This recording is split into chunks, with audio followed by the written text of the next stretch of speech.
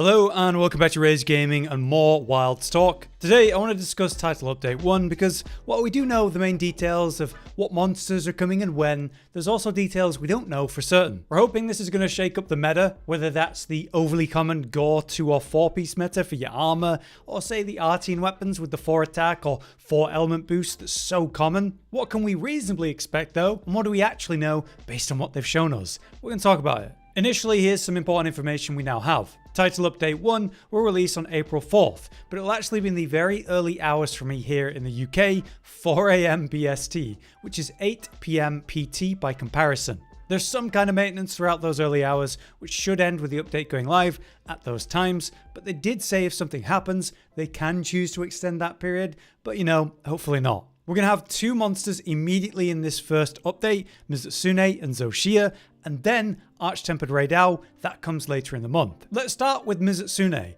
who we've known would be a featured monster of Update 1 for a while now. Mizu has been a contested addition for a few reasons though, such as how it's considered more of a mid-level monster, and right now we need more high-end monsters in the roster. Or how he literally returned in the last game, Rise. What they've shown us so far would actually give us some hope in that regard though. Between the explosive fire bubbles and the giant one that it's blowing up above itself, there do appear to be aspects of even other Mizu types that certainly are tougher and more interesting than a regular Mizu. With those fire bubbles and rotating almost barrier-like movement of the bubbles, that feels comparable to the Soul Seer version, where the giant bubble might make us think of Violet Mizu by comparison. And further, there's this text which appears to be a translation likely from Japanese media. At Hunter rank 21 and above, you can unlock the quest for Mizutsune in the Scarlet Forest. In addition to that, veteran individuals of Mizutsune, including 8-star, will also appear. That's almost exactly how the translations looked when they revealed Tempered Monsters originally, when they were showing Tempered Rathian before launch at a Japanese event. So this heavily suggests that Tempered Mizu will also be added, and it will go up to 8-star in difficulty as a target, which is insane. This text suggests that the Tempered Mizu will not just be a mid-level monster, but in fact one of the hardest and highest rewarding hunts available, maybe even with the double boxes like Tempered Arkveld. So that's pretty significant and pretty hopeful. And if that's true, Tempered Monsters could be how they work in things like subspecies and deviants and that kind of thing, while not giving up the monster slot beyond 1. Something they explained at interviews before launch was how they'd consider each monster deeply and wouldn't force in similar monsters just because they're normally connected. Like the example of Basirios and Gravios, we only have Gravios, but he has some Basirios moveset. So rather than having Mizu, Soul Seer Mizu, Violet Mizu, we might just get regular Mizu, and then Tempered, which has this new version that takes on other aspects from other Mizus. But yeah, very helpful. What about the equipment do we know? Well, in Mizu's case, we already know about the weapon and equipment. Starting with the weapon, the water element will be expected. In Rise, it had a built-in 15% affinity as well. At their highest levels, you could also reach purple sharpness, but that was master rank version, so I don't expect that here. I'd say they'd need to do something pretty special for these weapons to stand out though, and compete with Artian. That's more where I'm hopeful for Shia, as we might discuss. But you never know, since they have suggested increased power for the tempered version, maybe something unexpected could happen.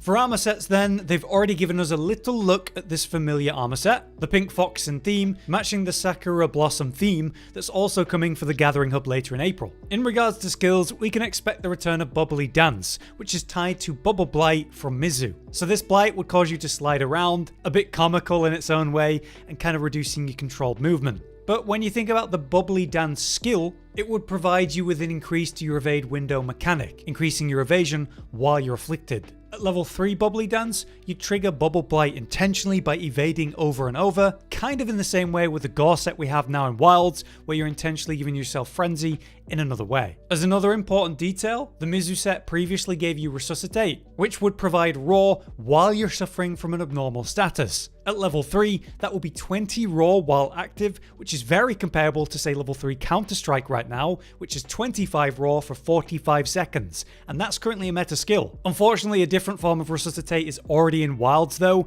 It's part of a set bonus for the Apex monster sets, providing you 10 Raw instead of 25, while afflicted by a status ailment. You'd need to have 3 pieces of Apex equipment to trigger that though, and that's obviously not meta right now. So maybe it leaves space for something similar or something entirely new. One final skill that should be mentioned here though is Rise's version of Violet Mizutsune. That set had the skill Embolden, and here's the description for that. When targeted by a monster, the monster becomes more likely to be enraged, but your own defense is increased. At level 3, this was the result of that. You get 40 defense, and it would greatly prolong your dodging invincibility, so evade window, and greatly lower impact when guarding. It's a cool concept because you're basically forcing monsters to enrage more, which would make Agitator more of a reliable skill in the current meta. Speedrunners do use a lot of Agitator at the moment, but that's because they end the fight pretty quick, pretty much during the first enrage. So that could be interesting as a concept. We'll see if it ends up in the game. Next up, let's talk about Shia that's also coming immediately at launch of Update 1. We do have some information here, so what we know for it is the rewards. We know that you're actually going to get Tempered Arkveld equivalent rewards, so that means you can get 2 relics per box. So we'll finally have something that compares to Tempered Arkveld in that way. That's awesome. We can expect this to be a high rank version, right? So expect fight changes. Something I'm interested to see for Shia is that Crystal Explosion AoE super that it has. It caught a lot of people off guard with the one hunt they got to do during the story, because what happens is it spreads those crystals out across the arena, and the idea is that essentially they're all bombs. You destroy them, and then you create a safe pocket within the explosions. This would catch people outright because we're so used to having boulders and environment stuff drop in like that to hide behind to be safe from the big explosion coming from the monster. Here, you have to destroy your cover, which feels wrong, and I guess that's how they get us. I wonder if they'll mess with that in any way in the high ranked version. Or maybe the fight won't change a lot, considering there's a lot of interesting mechanics going on, lots of different elder dragons, and even multiple versions of fatalis attacks that are part of this fight. Really, they just need to make them more deadly and more aggressive, maybe faster, and that'd do a lot. But I still expect the fight to change in some noticeable ways. In regards to the weapons then, obviously we don't know any specific details about them, but we do get a look at them with the great sword, which is just massive and awesome looking, and then the dual blades, which is one white and one black. That goes along with the theme of the set, which is a mix of white and black, and they also transform when you unsheath the weapon, which is cool. So we are wondering whether there's going to be some unique effects tied to the armor set. It's very likely that it will have dragon element on them, considering the monster, but a lot of people are speculating about those dual blades. Whether we'll have dual blades that actually have one thing on it and another on the other dual blade, like ice and dragon or something like that. Or will there be something new, like a special wilk element or effect or status that comes with them? Could be interesting. At very least, I really hope that these weapons have 3 level 3 offensive decoration slots, because that's something that's going to be meta and would at least have a chance to challenge the Artian meta, and they need to do that. Josh suggested something like the chaotic gore magala, where you had negative affinity until you overcome the frenzy and then it goes into the positive. So maybe we could have some sort of transformation considering the monster and the weapons that occurs after you deal enough damage or something like that. In regards to the armor set, obviously we still know very little, but we could see a skill that plays on that whole dark and light mode theme, or potentially with the way that the armor set transforms when you unsheath the weapon. Maybe there'll be a synergy between the weapon and set. Like maybe there's a special set bonus if you have both Shia armor on and a weapon equipped to help encourage it. Truly, we don't know, but there's lots you could imagine. In regards to Shia and Artian weapons, there's a vague hope that they will mess with Artian weapons, providing new parts to do something different, like a new form of reinforcement, or, and maybe this is super copium, it could be the key to layered weapons in Wilds. That seems extremely unlikely, but a man can hope. At very least, the most important thing here for me is mixing up the Artian meta. Whatever way they choose to do that, I'm all for. Hopefully they achieve it.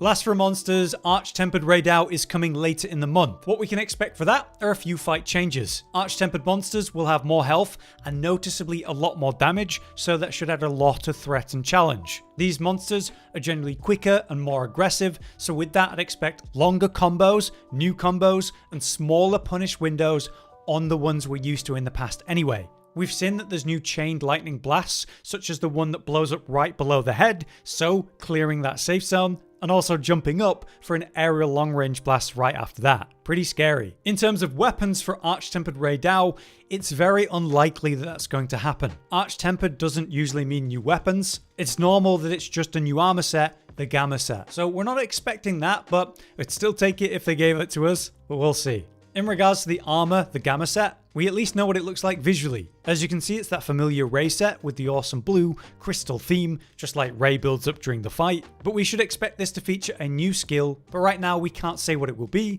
but we can speculate. Rey's set is the one that features the skill Latent Power. Latent Power, when active, provides you with percent affinity and reduces your stamina depletion by percents as well. At level 1, that's 10% affinity and 30% reduced stamina depletion, which is not bad. At level 5, it goes all the way to an insane 50% affinity and 50% reduced stamina depletion. To trigger it though, you need to take about 130 damage, which is going to be a lot, but to be fair, a lot of weapons feature some kind of protection or armor to help trigger these things.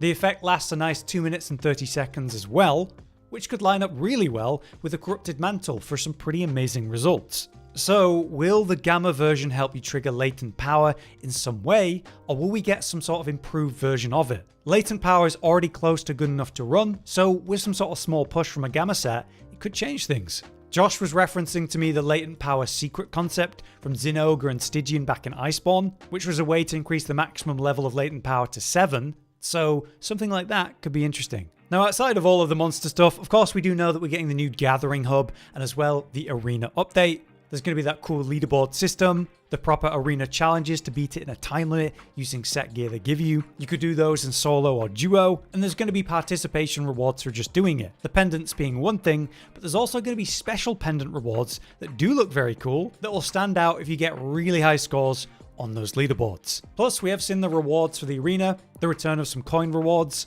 which should lead to new equipment on top, which hopefully will feature some useful skills. If not, just some cool layered options. But yeah, that's about everything we can speculate and highlight for the moment. What do you guys think? Will Shia equipment challenge the meta, or even Mizu's?